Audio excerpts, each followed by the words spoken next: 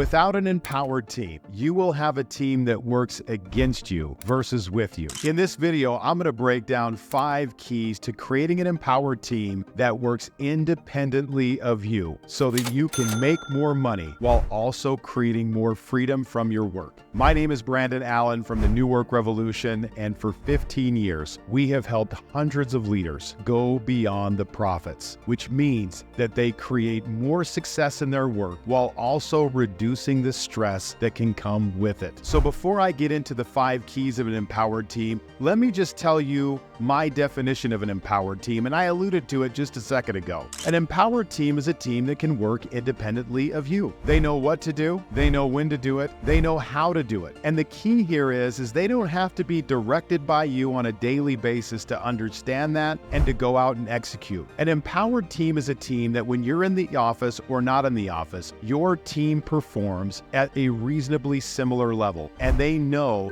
how to get things done. So the first key to building this kind of a team resides right within your mindset. And when we talk about mindset, the importance with this is your premise will determine your actions. The way you think about something is going to dictate your actions towards that thing. And when it comes to people, which teams are comprised of, we have a lot of mental baggage around people, and for good reason. If you've worked with people for any number of years or any number of months, you've probably had someone let you down. And when people let us down, we start to get jaded, we start to reduce our trust in that person. It's really important as a leader to maintain that high level of trust. And instead of thinking about the fact that maybe I can't trust people, start thinking about how do I build trust with my team and how do I create situations where my team can be successful versus not being successful. That mindset shift is so important. One of the other things that I see a leader stumble with when it comes to creating an empowered team around mindset is thinking that no one can do the job that they can do. I literally had a leader who had this same issue just recently. I was coaching them and we were talking about it. And as we started to explore the situation, he kind of told on himself. He said, you know what, Brandon, here's the thing. No one can do the work like me. And because he had that mindset, every person he hired to replace him was never good enough. He ended up burning out person after person because they didn't meet the standard that he had. I've been guilty of this. I know a lot of leaders who are guilty of this. And here's the thing about this. In your mind, you're not trying to hire you. You're trying to hire someone that meets a specific set of criteria that can meet the demands and the value that you're trying to create of your customer. That's all you're trying to do. And there's so many times where we get in our own way just by how we think about the thing that we want. So as a leader, we say, hey, I want growth and I want freedom, but then we hold on tightly and we control every single thing in the business. That doesn't work. If you really want growth and if you really want freedom, start to uncover the mental blocks that are getting in your way from taking that next step that's going to allow you to get there. So mindset is the first thing. The second thing is creating roles, helping people identify their priorities and understanding your team's goals. Now let me break each one of those down for you. First of all, with roles. I don't know how many times I see an employee who's hired who doesn't have a clearly defined role for their position. They don't know what their priorities are, they don't know what their job description is, and they don't even know the outcomes that they're responsible for creating. And a lot of times in a business setting, it's really easy to get lazy about this. It's easy to assume that people know what to do. That, hey, if I just tell them a few things, they'll figure it out and they'll get up to speed. This is rarely the case. It usually causes a team member to do more than they're supposed to do, and then they do those things mediocre because there's too much on their plate and they never really dial in their role at a real high level. And then what happens? We have a lot of turnover as a result of that. So we want to be clear about our roles. We want to help people understand what their priorities are within their roles, and we want to define the outcomes. We want a team member to be able to self-assess every single day this question: am I winning or am I losing today? We want people to do that because when they can self-assess that, they can course correct on their own. I don't want them to have me tell them what to do in that particular area. Now let's talk about goals. Goals are so important. And someone once told me that, Brandon, people come to work for their goals, not yours. And that really had a big impact on me because what I realized in that statement is I didn't really know my team's goals that well. And everyone comes to work for different reasons. They have work goals that they're trying to accomplish. They have personal goals that they're trying to accomplish that have having a job and coming to work and doing a great job allows them to fulfill. This is the motivation that people bring to work. One of the questions I always ask team members is, what keeps you here? Why do you continue to work here? Because I want to know what motivates them to come in and do the work that they do each and every day. And if I don't understand that, I can't speak that to them in a really powerful way. So understand your roles. Be very clear about how those are outlined. Understand their priorities. Help them identify what's the most important parts of the work that you do and lean into their goals. Have this conversation, because this is the thing where you can really create value as a leader for other people by helping your team achieve the goals that they go to work to achieve. It's so huge. The third thing is about training and development. This is an often overlooked task because for a lot of leaders, they're not sure how to do it. They don't have time to do it. And it just feels like over time that maybe training isn't necessary. But your team needs training and development. The better I make my team, the more I can trust them and the more I expand their capabilities to serve my customer at a high level. I don't want to skimp on training. Your training should be routine. You should be doing this weekly, bi-weekly, or monthly. You should do a mixture of group training versus one-on-one training. I know a lot of small businesses especially only do group training. The problem with group training is you have people who are at various skill levels in your business. Some people are highly skilled and know the job really well. Other people are very low skilled. They don't know the job as well as some of those other people. Everyone has individual needs. And if I'm in a group training going over basics and I've got some really advanced team members in that meeting, that's super boring for them. Why would they want to sit through that? They don't. You're wasting their time and you're wasting your time putting something like that together for your group. So do group training when it's appropriate, but most of your time should be spent on one-on-one training. And here's the thing about this, to really get the most out of training, I ask the team members to come with things that they want to learn and develop in the skills of their role. I want them to do that. Now, it doesn't mean that I can't bring topics or that you can't bring topics to that conversation from time to time. Maybe you notice something about your team where you're like, hey, this is something that you can work on. You can totally do that. But I also want them to have some investment in this process by bringing things to the table that they've noticed that they need to work on and that they know that they can do better. That's when you know that people are starting to move towards that empowered team position. Now, development was the other part of this that I think is so important. So with training, a lot of times what we're doing is we're developing the skills of the job. In personal development, what we're doing is making our team better humans. That could be helping them be more organized, helping them use time more effectively, helping them sell better, helping them communicate, helping them be a better teammate. There's a lot of different things that people want to grow and improve on, and having a development plan with people is important. This is why I just mentioned goals being so important for a team. We want to know goals because goals helps us see where we can move the needle with someone and help them grow. Training and development. Do you have it on a routine basis? Is it rhythmic? Are you doing it consistently? If you are, here's what you're telling your team. I care about you. But if you're not doing it, what you're telling your team is the exact opposite of that. The fourth area is around creating clarity. I'm going to talk about one specific thing with clarity because there's a lot that I could talk about here, but I want you to remember one certain thing about clarity, and that's the concept of agreements versus expectations. An agreement is something that lives outside of us. It's something that we bring to someone in the form of a request that we then respectfully ask them what their ability is to do that, what clarity they need to get this thing done, and what the conditions of satisfaction of that thing are. And I'll get into this a little bit more here in a second. Versus an expectation. The expectation being, okay, I think in my head something that I think should happen. I don't tell anyone, I don't speak it out loud, but I expect it to be done. And if it's not done, I'm really disappointed about that. We've all been on the other end of an expectation. And I'll tell you this, it never feels good for someone to come to us and say, you know, I really wish you would have done this thing that I didn't tell you I wanted, that I didn't tell you was important to me, but for some reason I wanted you to just know that I wanted this done or that I was needing this or this was important to me. That feels so frustrating to be on the other end of that conversation, but I know leaders do this all the time. It reminds me of this quote by George Bernard Shaw when he said, the single greatest challenge with communication is the illusion that it has actually taken place. So with agreements versus expectations, this is your opportunity to be clear and let someone know what it is that you're looking for, why you're looking for it, and when you might need that done. Now, you may not have to give them the deadline. Maybe you ask them for a deadline. But at the end of this conversation, we want to be crystal clear that this person understands what's being asked of them and they know what the conditions of satisfaction are. But there's a second overlooked benefit to doing agreements, and it's this. How many times have you been in a work setting where someone has delegated something to you and you didn't have time to do it, or you had a lot of other high priorities on your plate? I know this has happened to me. I bet it's happened to you. And that can be really frustrating because now someone gives you something and it seems really important, but this person's already given you 2 to 3 other things that you're already working on that seem equally important. The power of an agreement is checking in with this person to see, do you have the bandwidth to do this right now? Is this something I should give to you, or is this something I should give to someone else? There's so much power in this because it's about respect. It's about respecting someone else's time, what they have going on, so that you continue to put that person in positions to win. When we don't do that, we tend to overburden, we overwhelm people. And I'll tell you this right now, people struggle with telling their boss no because they're worried that they're going to disappoint their boss. So they'll say yes to a lot of things, even when those things should be a no. This practice of getting into this habit of an agreement gives people permission to say no if it really needs to be a no. So if you want to create clarity for people, create a strong agreement versus having an expectation in your head that no one knows about but you. The last thing, and this one is so important, is coaching versus telling. If you want an empowered team, teach them how to work in an empowered way. There's not a better tool for empowering people than coaching. Now, some of you might be saying, if you know my background at all, Brandon, that sounds like you're just trying to promote coaching. I was a coach long before I was a coach. When I was a manager and an executive in the corporate world, I went to a coach training that completely changed my life. And when I started to incorporate coaching into my leadership and management practices, my team's results skyrocketed, and the culture of our team and the relationship that I had with them was a lot higher as a result of this. Coaching puts people in a position to feel respected by telling them that you have the solution to your problems inside of you. I'm going to help you find it. When I tell someone what to do, when I see a problem and I tell someone, hey, here's how you should fix this, what I'm doing is I'm taking ownership and responsibility for that problem. I had someone that I was coaching in a management position that I was in years ago in a sales team that I ran. And this kid was struggling with sales. And I looked at him and I thought, oh, I know what this kid's problem is. I'm going to tell him what to do. So I sat down with him. I told him what to do. We met a couple of weeks later to see how things were going. His results had gotten worse. And I asked him, hey, what was the deal here? What do you think went wrong? And he said, your plan sucked. And I laughed about that a little bit. And I was also a little pissed about it. But I also realized he was right. It was my plan. It was not his. By honoring the people that work for you, you put them in a position to solve their own problems. Now, it doesn't mean you can't help them. It doesn't mean that you can't help guide or steer them in certain directions if they need a little bit of help, because sometimes they will. But I want to put the onus of responsibility for growing and solving problems on the person who is in the situation where the problem exists. You created the problem. You're the most qualified to solve your own problems. So many leaders disempower people by making it seem like they're the only ones that can solve problems and they're the only ones that have solutions. And look at this. You can see where this is going. If you're the only one that has all the answers, guess what? You're always bound to your business. You can't escape that because you're always the smartest person. I want to build other smart people in my organization so that they can do work at a high level. I have not found a better tool for doing that than coaching. So again, use coaching as the 5th building block to creating an empowered team. So here's the thing, as you're watching this, you might be thinking, you know what, Brandon, my business isn't growing at the level that I want it to.